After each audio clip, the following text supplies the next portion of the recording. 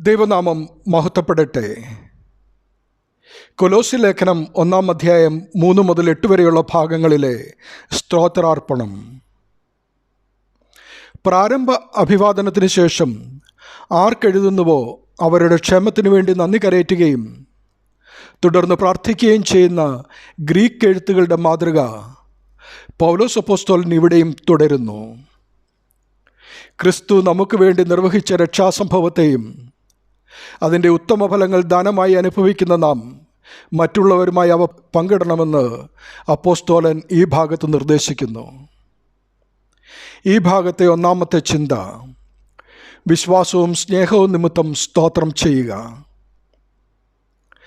സുവിശേഷം സ്വീകരിച്ചതിൻ്റെ ഫലമായി കൊലോസ്യരിൽ രൂഢമൂലമായ പ്രത്യാശയെയും വിശ്വാസത്തെയും സ്നേഹത്തെയും കുറിച്ച് അറിയുവാനിടയായ പൗലോസ് സന്തോഷപൂർണനായി.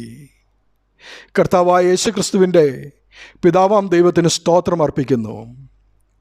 അപ്പോസ്തലൻ ഇവിടെ പുതുതായി ഒന്നും അവരെ പഠിപ്പിക്കുകയല്ല, മറിച്ച് ക്രിസ്തീയ മാർഗത്തിൽ അവരെ ഉറപ്പിക്കുകയാണ് ചെയ്യുന്നത്. യവനദേശങ്ങളിലെ ക്രിസ്ത്യാനികൾ മാമോദീസ സമയത്ത് നടത്തിയിരുന്ന ഏറ്റുപറച്ചിൽ യേശുക്രിസ്തു കർത്താവെന്നായിരുന്നു എന്ന് റോമർ 10:9. ക്രിസ്തുവിലുള്ള പരിപൂർണ വിശ്വാസവും ക്രിസ്തുവിനോടുള്ള നിരുപാധിക വിധേയത്വവും പ്രകടിപ്പിക്കുന്നതായിരുന്നു ഈ ഏറ്റുപറച്ചിൽ. ബഹുദൈവ വിശ്വാസം നിലനിന്നിരുന്ന യവനർക്ക് പല ദൈവങ്ങളുണ്ടായിരുന്നു.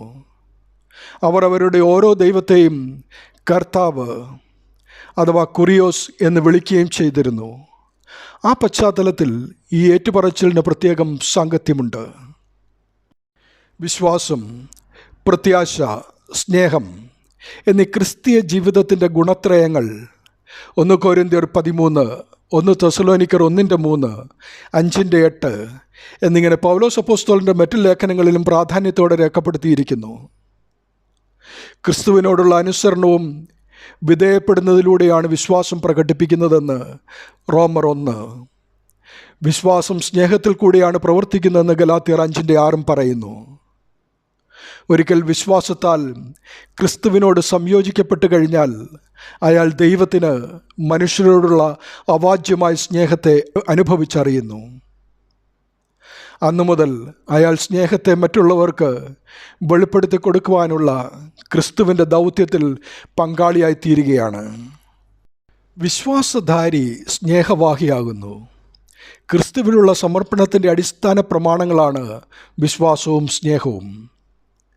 സ്നേഹസമേതം വിശ്വാസത്തോടെ നാം അർപ്പിക്കുന്ന ധൂപം കൈക്കൊള്ളുവാൻ എന്ന കാനോനിക നമസ്കാരം, തിങ്കളാഴ്ച സന്ധ്യയിലെ ദൈവത്തോടുള്ള പ്രാർത്ഥന എത്ര അർത്ഥവത്താണ്. വിശ്വാസത്തിൻ്റെയും സ്നേഹത്തിൻ്റെയും പരിണിത ഫലമാണ് പ്രത്യാശ. ക്രിസ്തുവിൻ്റെ മഹത്വ പ്രത്യക്ഷതയിൽ അവിടുത്തോടുള്ള നമ്മുടെ സംയോജിപ്പാണ് നമ്മുടെ പ്രത്യാശയെന്ന് 2 കൊരിന്ത്യർ 4:14, 1 തെസ്സലോനിക്കർ 2:19-20. ക്രിസ്തീയ സുവിശേഷത്തിൻ്റെ പ്രേരണാശക്തിയാണ് ഈ പ്രത്യാശ. ക്രിസ്തുവിൽ നാം ഇന്ന് അനുഭവിക്കുന്ന രക്ഷയ്ക്കൊരു ഭാവി സമ്പൂർണതയുണ്ടെന്നുള്ള ഉറപ്പ് ക്രിസ്തീയ ജീവിതത്തിൻ്റെ മുഖഭാവം തന്നെ പ്രശോഭിപ്പിക്കുന്നതാണെന്ന് റോമർ 8:19, എഫേസ്യർ 1:12-13. ഈ പ്രത്യാശയിൽ ജീവിക്കുകയും ഈ പ്രത്യാശയോടുകൂടെ വാങ്ങിപ്പോവുകയും ചെയ്യുന്നത് ഈ പ്രത്യാശയുടെ ചലനാത്മകമായ വശമാണ്. നമ്മുടെ ശവസംസ്കാര ശുശ്രൂഷയിൽ ആദിയോടന്തം ഈ പ്രത്യാശയുടെ വാക്കുകൾ മുഴങ്ങുന്നുണ്ട്. നിന്റെ കരുണയുടെ പ്രത്യാശയാൽ നശ്വരമായ ലോകത്ത് നിന്ന് യാത്രയായിരിക്കുന്ന ഇവന് പൂർണ്ണ ആശ്വാസം നൽകുകയും നിന്റെ രാജ്യത്തിലെ വിരുന്നിൽ തോഴന്മാരോടുകൂടെ ഇവനെ ഇരുത്തുകയും ചെയ്യണമേ എന്ന് 2ാം ശുശ്രൂഷയുടെ പ്രാരംഭ പ്രാർത്ഥനയിൽ ചൊല്ലുന്നു. സ്വർഗത്തിൽ നമുക്ക് സംഗ്രഹിച്ചിരിക്കുന്ന പ്രത്യാശ ഈ സന്തോഷാനുഭവമാണ്.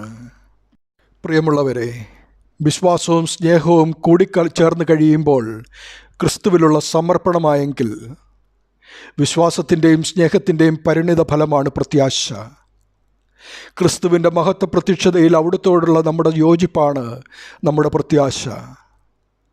ഒരിക്കൽ വിശ്വാസത്തിൽ ക്രിസ്തുവിനോട് സംയോജിക്കപ്പെട്ട് കഴിഞ്ഞാൽ അയാൾ ദൈവത്തിന് മനുഷ്യരോടുള്ള അവാച്യമായ സ്നേഹത്തെ അനുഭവിച്ചറിയുന്നു. അതനുഭവിച്ച് രക്ഷയിലേക്ക് പ്രവേശിച്ചയാൾ ദൈവരാജ്യത്തിൽ വസിച്ചുകൊണ്ട് പരിശുദ്ധാത്മാവിൻ്റെ ഫലമായി ലഭിച്ച ദൈവസ്നേഹത്തെ മറ്റുള്ളവർക്ക് പകർന്നു കൊടുക്കുവാനുള്ള ക്രിസ്തുവിൻ്റെ ദൗത്യത്തിൽ പങ്കാളികളായിത്തീരുന്നു. ഇതാണ് വെളിച്ചമായ ക്രിസ്തുവിൻ്റെ പ്രകാശം സ്വീകരിച്ച് മറ്റുള്ളവർക്ക് പകർന്നു കൊടുക്കുന്ന ഒരു വഴി. സുവിശേഷം സ്വീകരിച്ചതിൻ്റെ ഫലമായി നമ്മിൽ രൂഢമൂലമാക്കേണ്ട ക്രിസ്തീയ ജീവിതത്തിൻ്റെ ഗുണത്രയങ്ങളാണ് വിശ്വാസവും പ്രത്യാശയും സ്നേഹവും എന്ന് നാം കണ്ടു. ക്രിസ്തുവിനോടുള്ള അനുസരണവും സ്നേഹവുമാണ് വിശ്വാസത്തിൽ അന്തർലീനമായിരിക്കുന്നത്.